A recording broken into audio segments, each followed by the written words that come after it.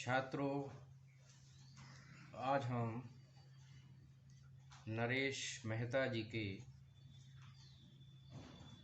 समय देवता नामक कविता के प्रारंभिक अंश को लेकर प्रस्तुत हुए हैं। यह काफ़ी लंबी कविता है, परंतु उसके प्रारंभिक अंश को यहाँ प्रस्तुत किया गया है। तो सबसे पहले इस कविता का पाठ करते हैं, इसको पढ़ते हैं। चूँकि गद्यात्मक कविता है, इसलिए छात्रों धैर्य पूर्वक एक एक शब्द को समझने का प्रयास करें। क्योंकि अद्यतन कविता एक गद्यात्मक कविता है, बिल्कुल विचार कविता के रूप में प्रस्तुत हुई है। अद्यतन कविता जिसमें लयात्मकता नहीं है, परंतु गद्यात्मकता अवश्य है।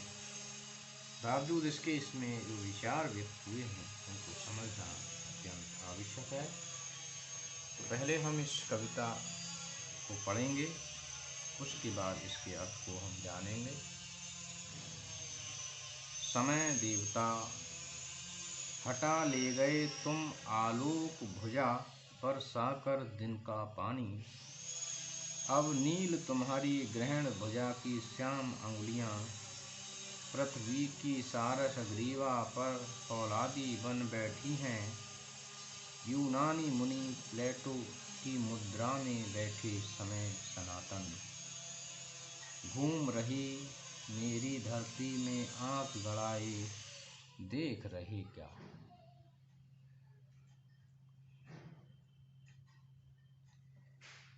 बिछा हुआ है देव तुम्हारी प्रलय सृजन की आँखों का आकाश हमारे, देशांतर और अक्षांशों और देशांतर के इन लंबे बांसों पर।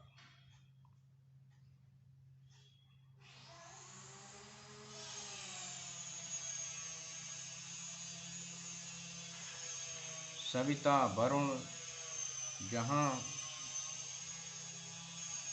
6-6 माहों तक अतिथि बने बैठे रहते हैं, उन प्रदेशों का मैं एस्किमो, मेरी बाह में बर्फ भरी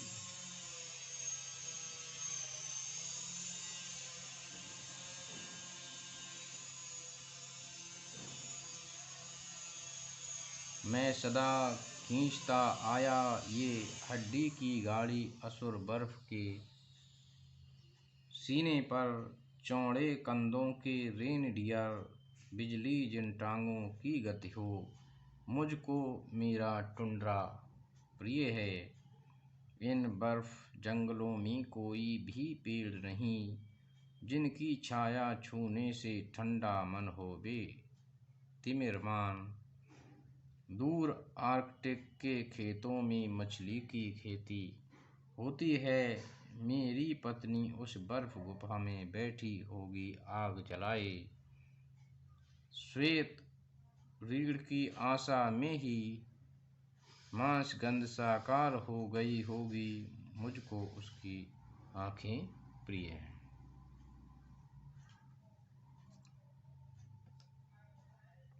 तो छात्रों, अब हम इस कविता के अर्थ को जानेंगे कि इस कविता के माध्यम से आखिर कवि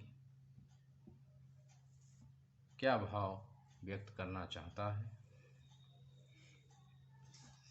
कि समय देवता, समय देवता, समय देवता सूर्य देवता को ही कहते हैं, क्योंकि सूर्य ही समय के देवता माने जाते हैं।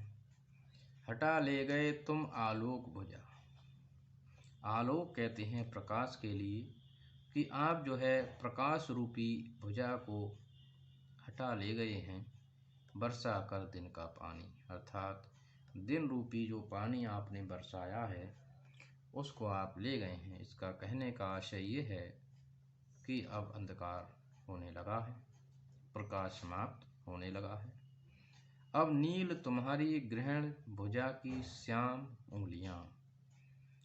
अब नील कहते हैं नीली तुम्हारी ग्रहण भुजा की श्याम उंगलियां। श्याम माने काली और उंगलियां माने उंगलियां। अब जो है आपकी भुजा जो है, नीली जो भुजाएं हैं वे, उन नीली भुजाओं की उंगलियां जो हैं काले रंग की दिखाई दे रही हैं। पृथ्वी की सारस ग्रीवा पर फौलादी बन बैठ गई हैं। और पृथ्वी की सारस ग्रीवा पर, पृथ्वी की सारस ग्रीवा, सारस एक पक्षी होता है और उसकी जो गर्दन होती है बहुत लंबी होती है, इसलिए यहाँ कहा गया है कि पृथ्वी की सारस ग्रीवा पर फौलादी बन बैठ गई हैं। फौलादी मजबूती से बैठ गई, अर्थात हर तरफ अंधेरा सा छाने लगा है। यूनानी मुनि प्लेटो की मुद्रा में बैठे समय सनातन, घूम रही मेरी धरती में आंख गड़ाए देख रहे क्या। यूनानी मुनि प्लेटो की मुद्रा में, प्लेटो एकदम शांत और एकांत जैसे बैठे होते हैं, वैसे ही समय सनातन, सनातन कहते हैं प्राचीन समय, घूम रही मेरी धरती में आंख गड़ाए देख रहे क्या। बिछा हुआ है देव तुम्हारी प्रलय सृजन की आंखों का आकाश हमारे, देशांतर और अक्षांशों और देशांतर के इन लंबे बांसों पर। कि बिछा हुआ है देव तुम्हारी प्रलय और सृजन की, प्रलय और सृजन की आंखों का आकाश,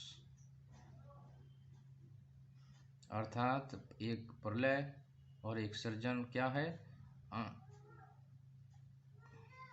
आकाश की ये दोनों आंखें बताई जाती हैं। एक प्रलय से संबंधित है तो दूसरी सृजन से संबंधित है। देशांतर और अक्षांशों और देशांतर के इन लंबे बांसों पर, और ये प्रलय और सृजन की आंखें देशांतर और अक्षांशों रूपी बांसों पर टिकी हुई हैं। सविता वरुण जहाँ 6 माहों तक अतिथि बन बैठे रहते हैं। सविता कहते हैं सूर्य के लिए, और वरुण, जो वरुण भी एक देवता हैं, जहाँ 6 माहों तक अतिथि बन बैठे रहते हैं, अर्थात 6 महीने ये रहते हैं इस प्रदेश में।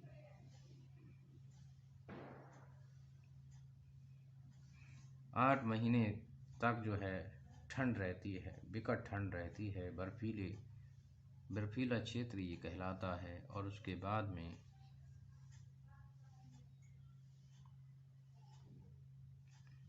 थोड़ी सी गर्मी भी रहती है।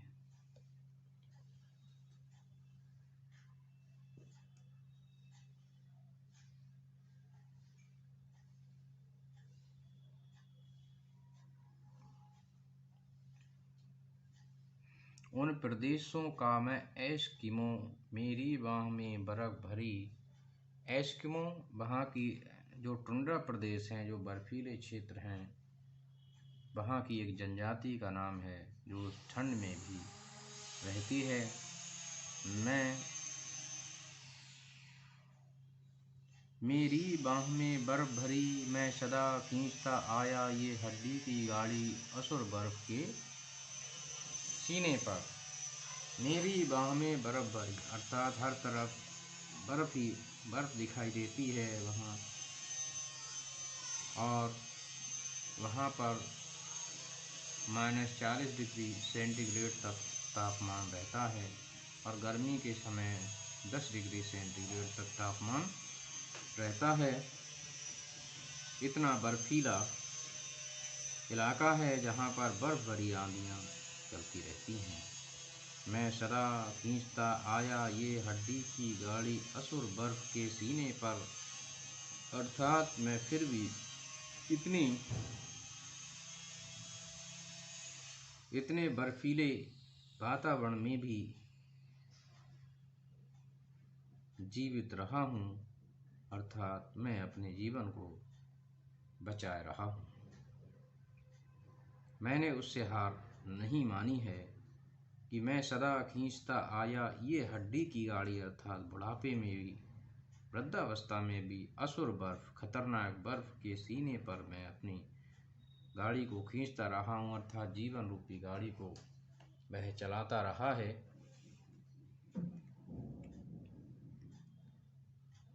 चौड़े कंधों के रेनडियर, बिजली जिन टांगों की गति हो। और वहाँ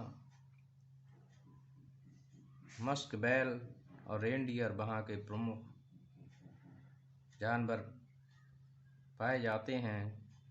और इन रेनडियरों का प्रयोग चौड़े कंधों के रेनडियर, बिजली जिन टांगों की गति हो, अर्थात ये जो रेनडियर होते हैं, रेनडियर गाड़ी खींचने के काम में भी आते हैं और मांस के काम में भी आते हैं, खाने के काम में भी आते हैं। तो प्रमुख रूप से इनको मांसाहार के रूप में और गाड़ी खींचने के लिए भी इनका प्रयोग किया जाता है। और बिजली जिन टांगों की गति हो, अर्थात रेनडियर काफ़ी तेज जो है दौड़ते हैं, चलते हैं। मुझको मेरा टुंड्रा प्रिय। अब कभी कहता है कि ये कहाँ की चर्चा हो रही है, टुंड्रा प्रदेश की बात हो रही है, जो काफ़ी ठंडा और बर्फीला क्षेत्र होता है। इन बर्फ जंगलों में कोई भी पेड़ नहीं, और टुंड्रा प्रदेशों में वहाँ बर्फ ही बर्फ होती है, वहाँ पर पेड़ों का कोई नामो निशान नहीं होता है। जिनकी छाया छूने से मन ठंडा हो वे तिमिरमान, अर्थात अंधकार से बचाव हो और थोड़ा सा मन को शांति मिले, ऐसा कहीं भी पेड़ की छाया में बैठने को नहीं मिलता है, क्योंकि वहाँ पेड़ होते ही नहीं है। दूर आर्कटिक के खेतों में मछली की खेती होती है। मेरी पत्नी उस बर्फ गुफा में बैठी होगी आग जलाए, श्वेत रीछ की आशा में ही मांस गंध साकार हो गई होगी, मुझको उसकी आंखें प्रिय हैं। कि दूर आर्कटिक के खेतों में मछली की खेती होती है, और टुंड्रा प्रदेश का एक आर्कटिक जो क्षेत्र है, यहाँ पर मछली की खेती विशेष रूप से होती है, इसको भोजन के रूप में लोग ग्रहण करते हैं। और मेरी पत्नी उस बर्फ़ की गुफा में बैठी होगी आग जलाए, और श्वेत रीछ की आशा में ही मांस गंध साकार हो गई होगी। और श्वेत कहते हैं सफ़ेद भालुओं को देखकर, उनको देखकर मांस की गंध साकार हो जाती है, और मुझको उनकी आंखें प्रिय हैं, अर्थात उन रीछों की जो चमकीली आंखें हैं, वे आंखें मुझे अत्यंत प्रिय हैं, वे मुझे अपनी ओर आकर्षित करती हैं। तो ये कविता पूरी टुंड्रा प्रदेश के बर्फीले इलाके पर आधारित है, जहाँ पर लगभग 8 महीने ठंड रहती है और 4 महीने गर्मी रहती है। और गर्मी में तापमान 10 डिग्री और ठंड में -40 डिग्री तक तापमान रहता है। यहाँ पर पेड़ पौधे ना के बराबर हैं, बर्फ़ ही बर्फ़ के पहाड़ दिखाई देते हैं, और ये काफ़ी ऊंचाइयों पर है। तो ऐसे वातावरण को कवि ने इस कविता में व्यक्त किया है, जहाँ पर मछली का भोजन विशेष प्रिय है, मांसाहार भी लोग करते हैं, और मकान ऐसे बनाते हैं जहाँ पर ठंड उसमें न जाए। तो मैं समझता हूँ छात्रों कि आपने इसको अवश्य समझा होगा। धन्यवाद।